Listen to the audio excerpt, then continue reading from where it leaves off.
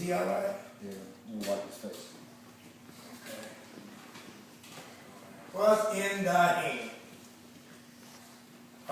Somebody begin to read Exodus 2 and 11. I want everybody to participate. So we got some school people in this room. Would you go read the first Exodus? What did you say?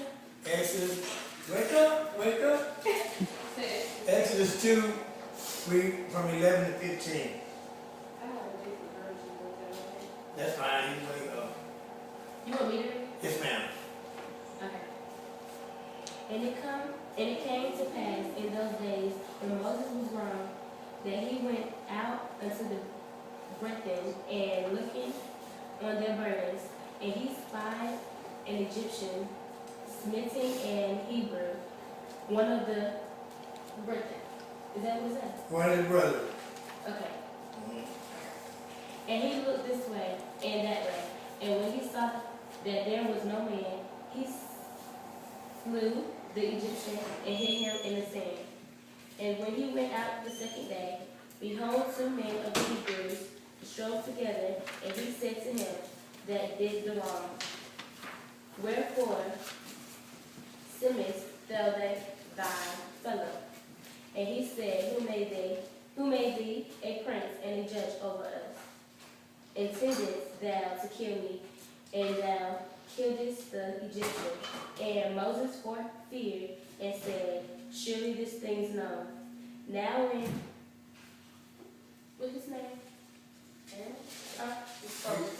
Pharaoh. Pharaoh heard this thing. He sought to slay Moses, but Moses fled from the face of Pharaoh and dwelt in the land of Midian. Yeah. And he sat down by a well. Okay, and this story this morning is talking about Moses as when he was, Moses was born and he was put into a river. Y'all know the story about him put in the river, fell down the river, and then he became in the hand of a queen, and the queen took care of him. And so it said that when he got grown, he went to visit his people, the Israelites, but he didn't know that they was his people because by birthright he was born of the Hebrews and stuff.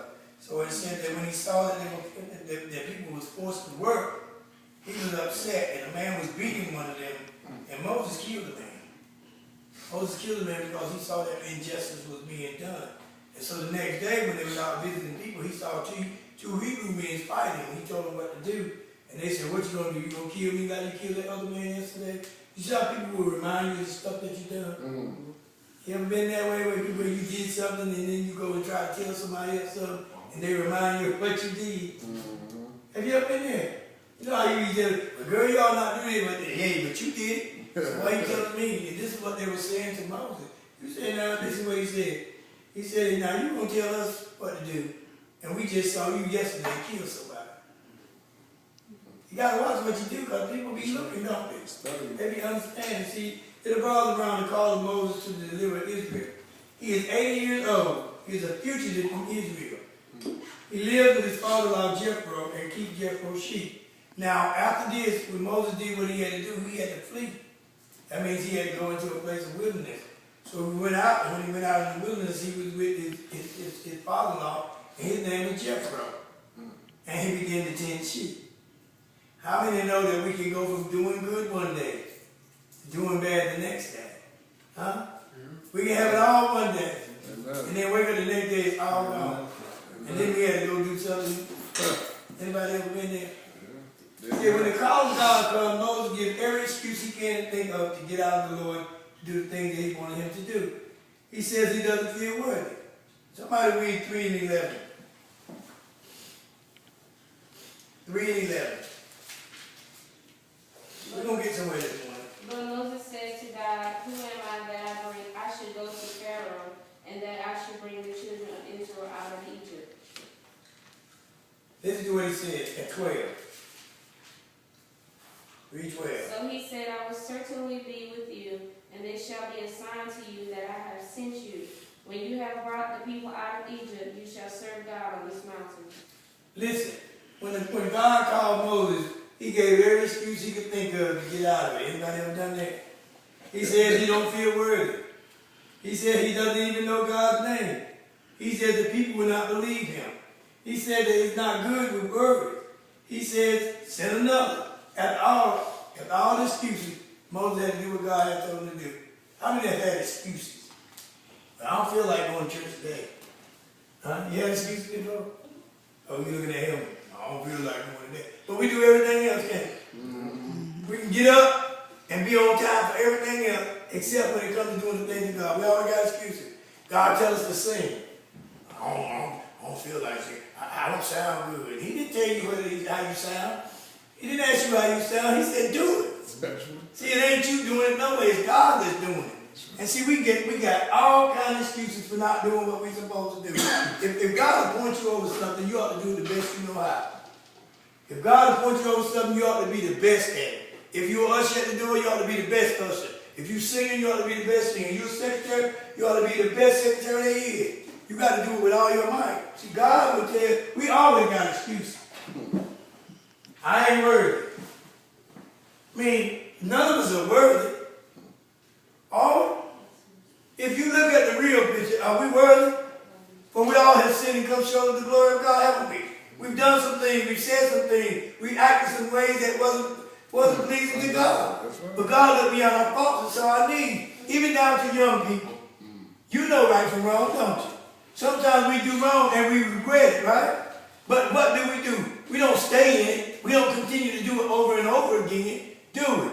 We learn from our mistakes, don't we? See, and I'm going to tell you something, and young people, I got to tell you this. Don't let these people destroy you by telling you what you should do and what you shouldn't do if they ain't doing right. That's right.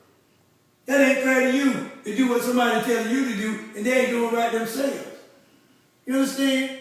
Just as like me coming to tell you don't go to the club and you see me going in there. Double standard.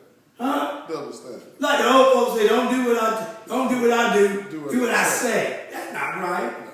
And a lot of young children ain't got respect for older people because of the way they are. Am I right? Come on, can I get some help? Right. Yeah, you see them doing this on Sundays and they doing everything else from Monday to Saturday. How you gonna respect them? And if you don't, they get upset. And then they get upset. Right. And they don't listen to when we speak. They don't want to hear what we have to say. That's exactly right. But then they get upset when we start saying what they're doing, but it's okay for them to call us out. Exactly. But they can't be called out because it's higher and higher. Exactly. We're in the right place. Listen, in the middle of this account, God asked Moses a question. The question is found in verse 2. Go to 4 and verse 2 and somebody read that. 4 and verse 2. Mm-hmm. Then the Lord said to him, what is that in your hand? What is that in your hand? This is what we're going to talk about today. What is that in your hand? The thing that when God told him, he said, Moses, what is that in your hand? He looked at his hand, and all he had was a rod. To him, it was just an old, broke down stick. Now, they said that the stick was 6, you can go to the bathroom. They said that the stick was 6 feet long. Why did he have that rod? Can anybody tell me why Moses had that rod?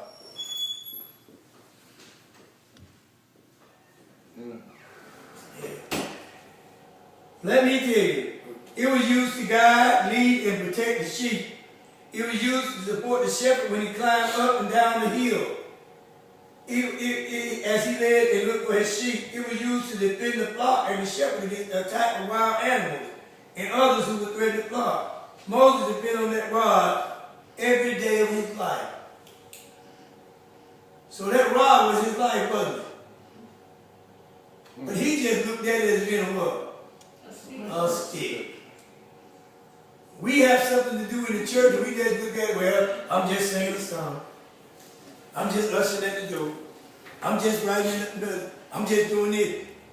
We look at it as being something insignificant. But God can use that.